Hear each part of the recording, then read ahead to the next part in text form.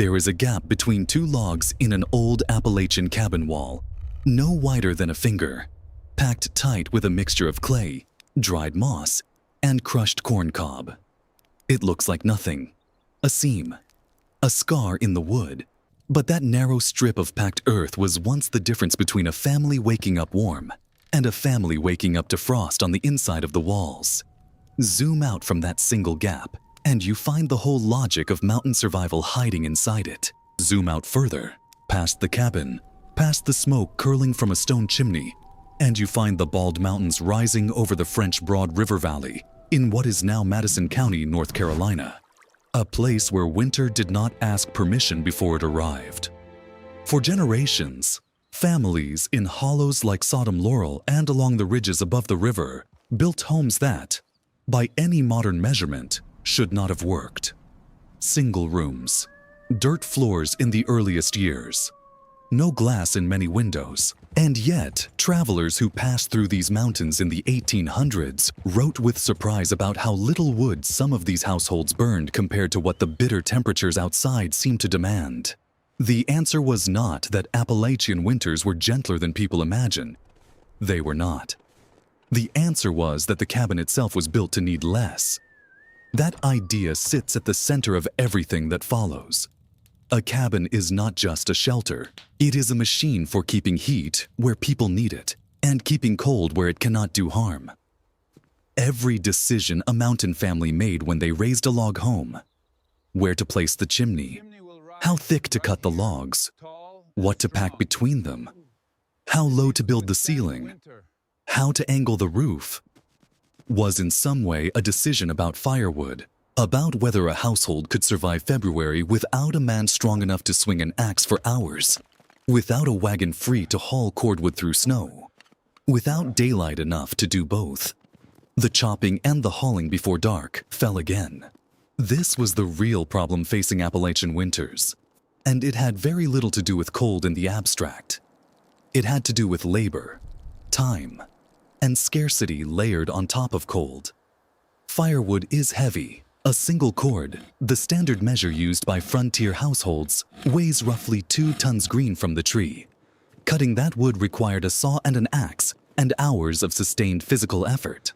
Hauling it required a sled or a wagon, which meant a road passable enough to use, which a foot of fresh snow could erase overnight. Splitting it required dry storage, because wet wood does not burn clean.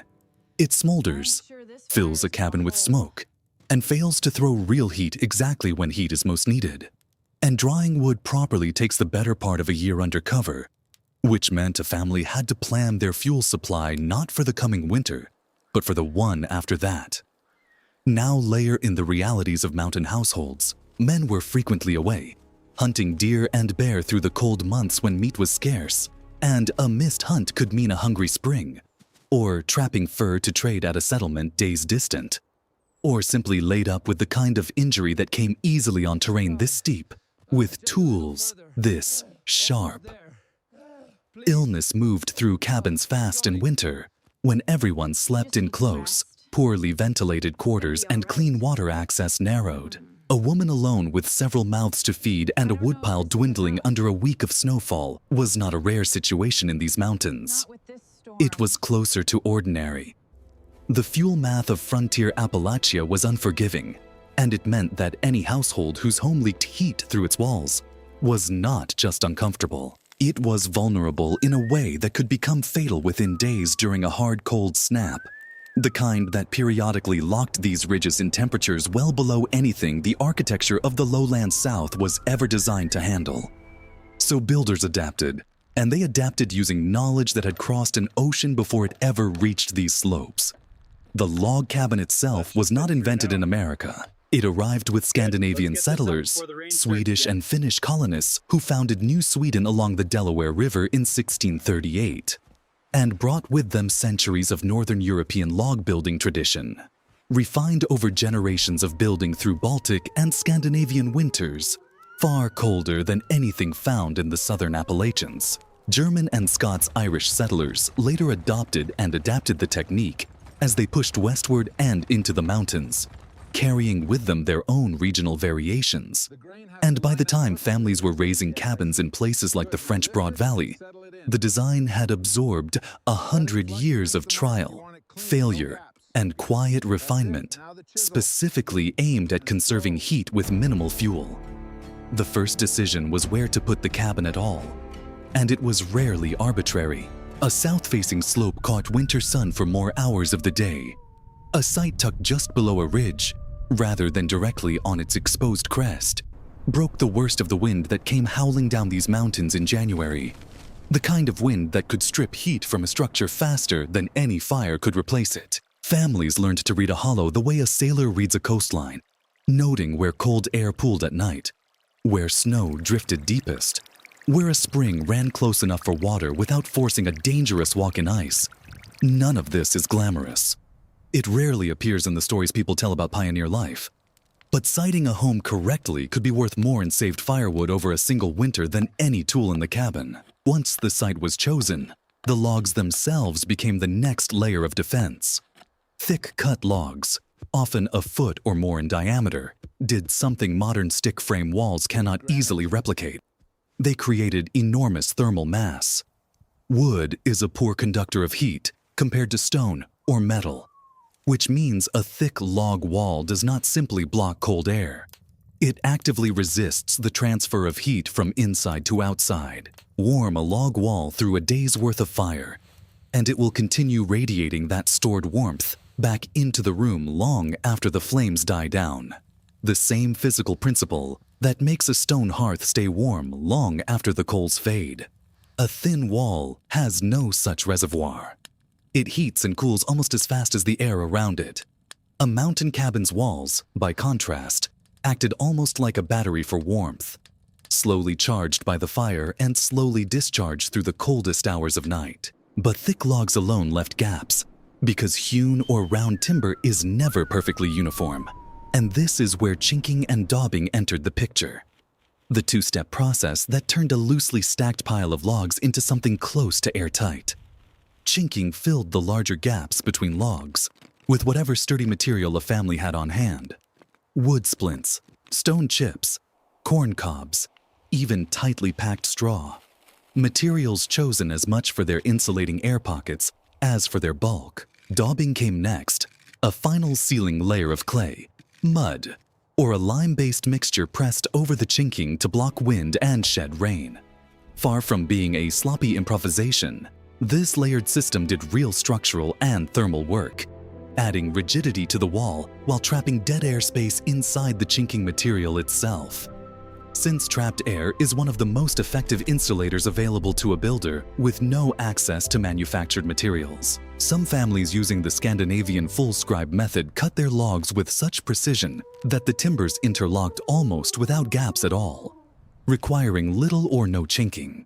An extraordinary feat of handcraftsmanship suited to a region with harsh winters and patient builders. The maintenance burden of all this was real and constant.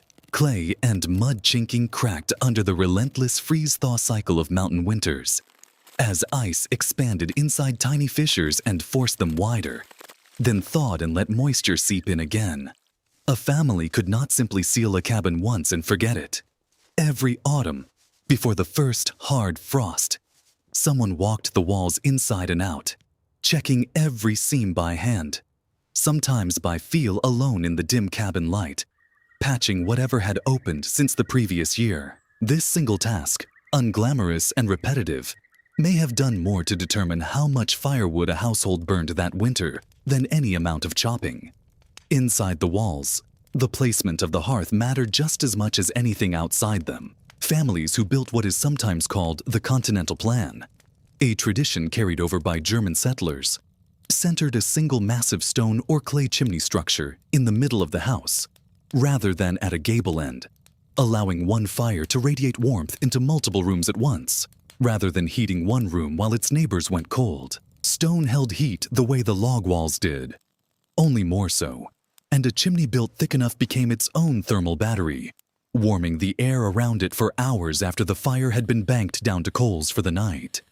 This single architectural choice, fire in the center rather than at the edge, could mean the difference between burning through a woodpile twice as fast trying to heat a house from one corner, or sustaining warmth efficiently from its core. Windows, where they existed at all in the earliest mountain cabins, were treated as a necessary evil rather than a feature.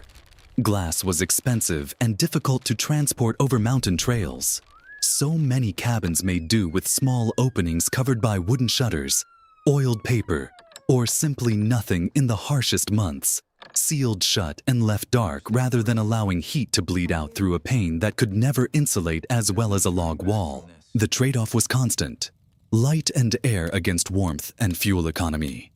In the deepest cold, warmth almost always won, and families lived for weeks by firelight and the glow from the hearth rather than risk the heat loss of an open or poorly sealed window. Above the main room, where most cabins included it, sat the loft, reached by a simple ladder or a few pegs driven into the wall. And this was not merely extra space. It was a deliberate exploitation of a basic physical reality. Heat rises. The loft captured the warmest air in the structure, air that had already done its work warming the room below and was now drifting upward rather than escaping. Since the roofline and the low ceiling height of most cabins kept that rising warmth trapped, rather than venting it away, sleeping quarters tucked into this captured warmth, often shared by several family members under heavy quilts, meant that body heat and rising warmth combined to make the loft one of the most efficient places in the entire structure. Frequently warmer at 2 in the morning than the main room below, where the fire had burned down. The roof itself, often shingled with split shakes of oak or chestnut before the chestnut blight of the early 1900s devastated that supply, added another quiet layer of protection once snow began to fall. Snow is, counterintuitively, an excellent insulator, made up of countless tiny air pockets trapped between ice crystals. Much the way snow shelters used by people in far colder climates rely on exactly this property to stay survivable. A snow-covered roof did not simply sit atop a cabin. It functioned as an additional blanket, slowing the escape of heat through what is normally one of the most vulnerable surfaces of any building. Families who understood this did not always rush to clear snow from a roof unless its weight threatened collapse, because a reasonable layer of snow overhead was, in its own way, free insulation falling from the sky. None of these features existed in isolation. And that is the real lesson buried in the architecture. A thick log wall without chinking still leaks. Careful chinking on a poorly sited cabin still loses the battle to wind. A perfectly sealed structure with a chimney at the wrong end still burns twice the wood to feel half as warm. It was the combination, the compounding of dozens of small, efficient choices stacked on top of each other, that allowed a household to survive a brutal Appalachian winter on a fraction of the fuel that the bare temperature numbers would suggest they needed. Visitors recorded that some of these cabins rarely climbed above the high 30s or low 40s Fahrenheit indoors during the coldest stretches, hardly comfortable by modern standards. And yet, families raised children, prepared food, mended tools, and carried on the business of living inside that narrow, hard-won margin of survivable warmth. Because the alternative, a structure that bled its heat freely into a January wind, was not survivable at all. The human stories behind this architecture are easy to lose if you only look at logs and clay. In communities like Sodom Laurel, families whose names still echo through the ballads collected from these hollows in the early 20th century, lived inside these calculations every day without ever framing them as physics. A cabin raising itself was a community event, neighbors gathering to lift and notch logs in a single coordinated day of labor that no one family could manage alone. An exchange of effort that would be returned in kind when the next family needed a roof. Once a home was built, its maintenance, the seasonal chinking repair, the watching of the woodpile, the judgment about when to bank a fire low and when to let it breathe, fell largely to whoever stayed behind while others hunted, trapped, or traveled to trade. That work, quiet and constant, rarely makes it into the popular image of frontier life, which tends to picture an axe and a rifle rather than a hand pressed into a wall, testing a seam of clay for the soft give that meant it had cracked again. What this architecture explains, in practical terms, is why the firewood math worked at all. A small, tightly sealed volume of air requires far less energy to maintain a survivable temperature than a large leaky one. Every gap closed by chinking. Every degree of heat retained by thick log walls and a central stone chimney. Every hour of warmth recaptured by a loft instead of vented through an open window. Reduce the total fuel burden on a household that often had only a fraction of the hours, hands, and strength needed to gather wood at the rate a careless structure would have demanded. This was survival engineering built from clay, timber, and an intimate, hard-earned understanding of how heat actually moves through a building, refined not in a laboratory, but across generations of mountain winters that punished any design choice that wasted warmth. There were curiosities buried inside this system that surprised outsiders who passed through these mountains and tried to describe what they saw. The French nobleman Alexis de Tocqueville, traveling through frontier settlements and writing what would become one of the most quoted accounts of early American life, described a pioneer's log house with almost startled detail, noting the rough-hewn furniture inside, even as he marveled that families living in such spare conditions still kept books on a shelf. Decades later, the historian Frederick Jackson Turner would argue that the frontier itself, and the architecture people built to survive it, shaped the character of the nation more than any single law or leader, a claim historians still debate, but one that points to how deeply these small, practical building decisions were tied to larger questions of who could endure on this land and who could not. None of these observers fully grasped the engineering logic at work in front of them. They saw poverty and simplicity. They did not always see the precision. Some households layered in another trick that rarely gets mentioned. Keeping livestock close to the house through the hardest months, sometimes in an attached shed or a structure built directly against one wall, so that the animal's own body heat helped buffer that side of the cabin against the worst of the outside cold. A cow or a hog generates a steady, low output of warmth simply by existing, and a wall shared with a barn or a lean-to lost less heat to the outside air than a wall facing open wind directly.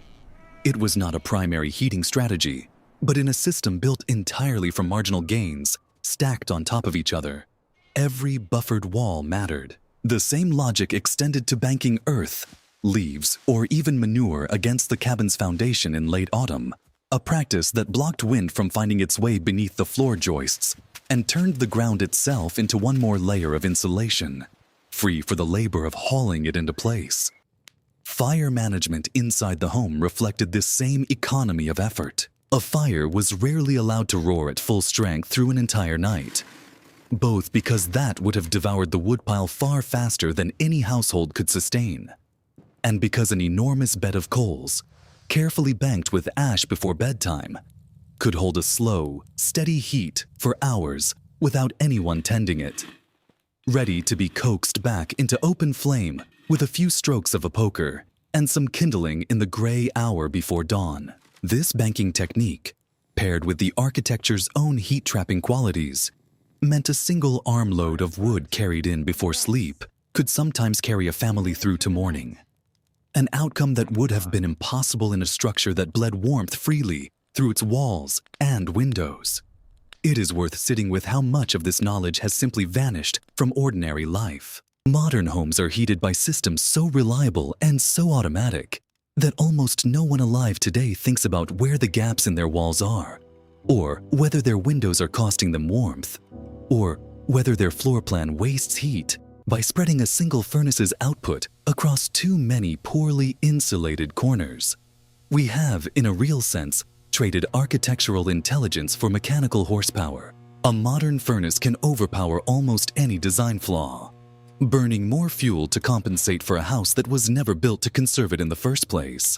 The mountain families who once read a hollow for wind patterns, who tested chinking by feel in the dark, who understood instinctively that heat rises and that snow insulates, and that a centered chimney outperforms one at the edge, were not primitive. They were practicing a form of applied physics passed down without ever being written in a textbook, refined by consequences that modern living has almost entirely removed from view. Many of the cabins built on these principles are gone now, collapsed back into the hollows that once sheltered them. Their hewn logs returned slowly to soil, A few still stand, preserved in places like the historic structures scattered through these mountain counties. Their chinking long replaced, their hearths cold, but their walls still holding the same thick, quiet logic that once meant the difference between a family that burned through its woodpile by February and one that still had wood stacked when the first green came back to the ridges in April. Somewhere in that difference, measured not in degrees but in cords of wood a family never had to cut, sits the real achievement of Appalachian winter survival.